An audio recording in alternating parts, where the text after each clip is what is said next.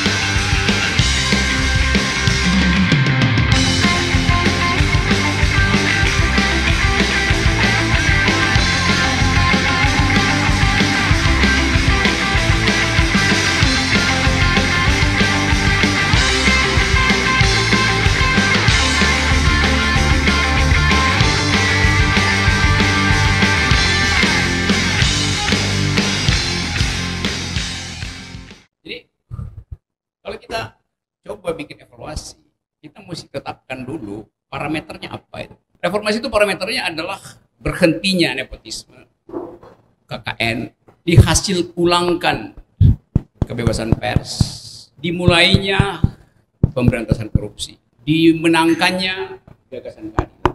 Jadi itu parameternya.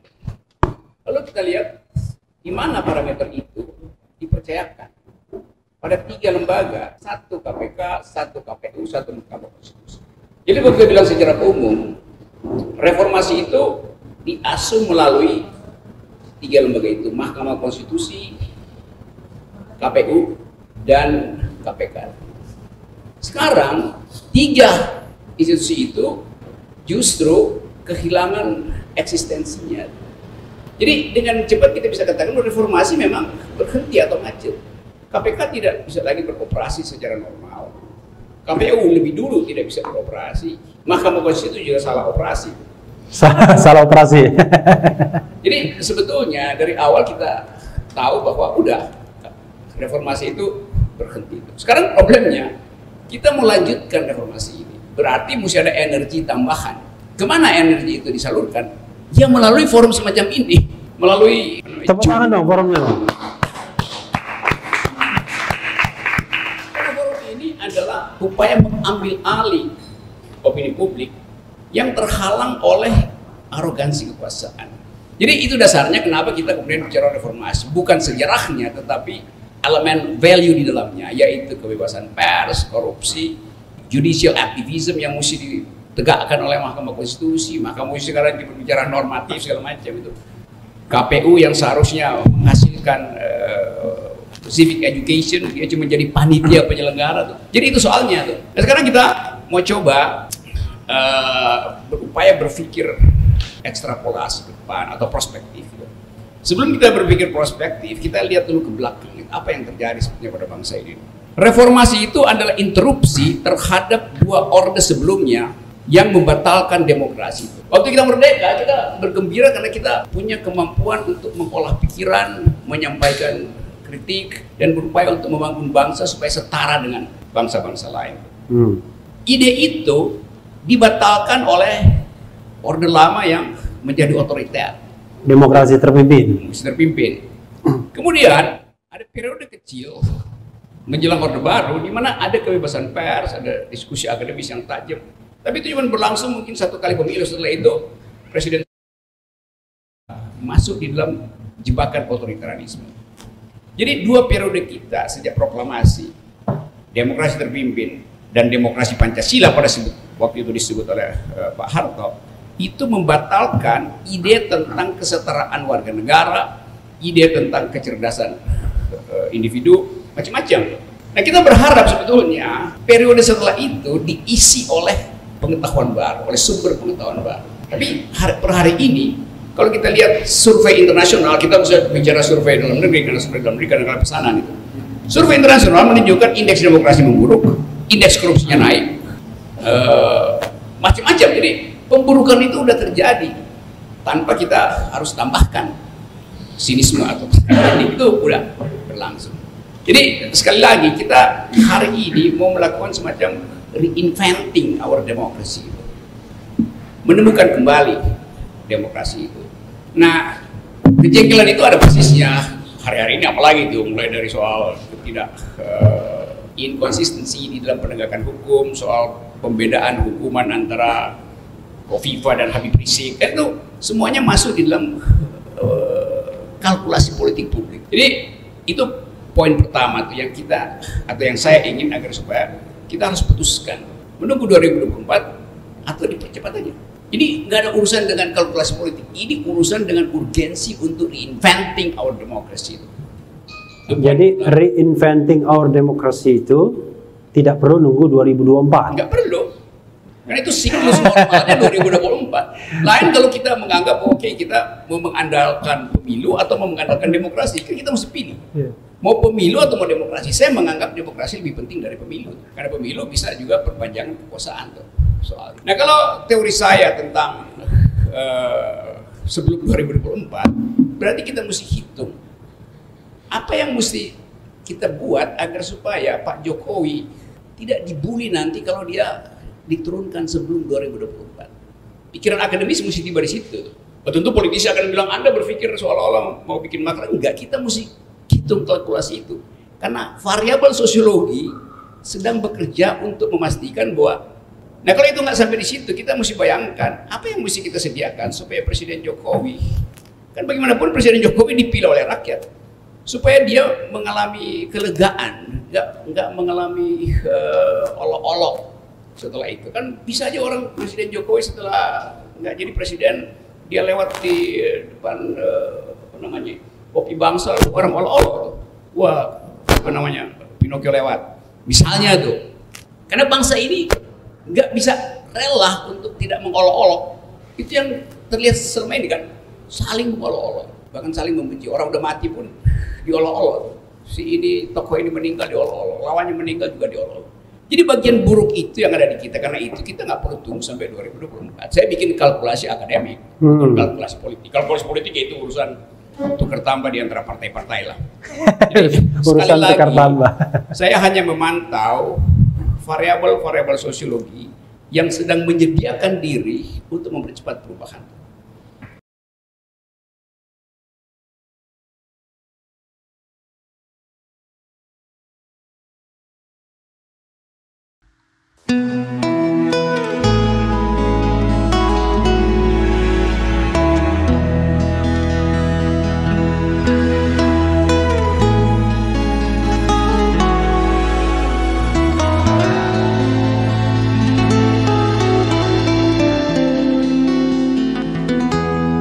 Ketika matahari hanya di atas kepala panas melelehkan, ketika keadilan akan ditegakkan di hari akhir zaman. Padang yang luas tak ada naungan, tapi engkau pemimpin adil.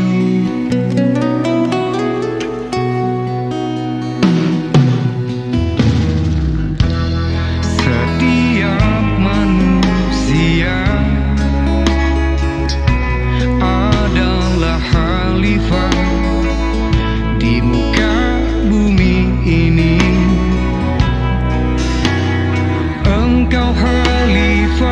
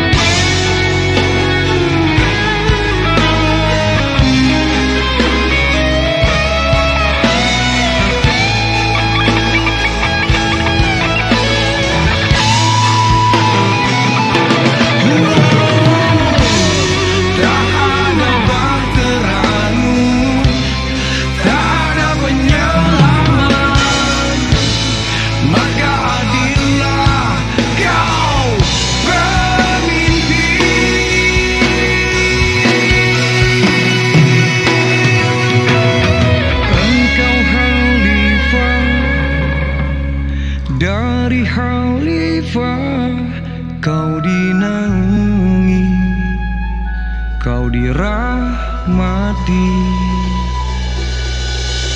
Tapi engkau khalifah dari khalifah, kau dinaungi, kau diselamatkan.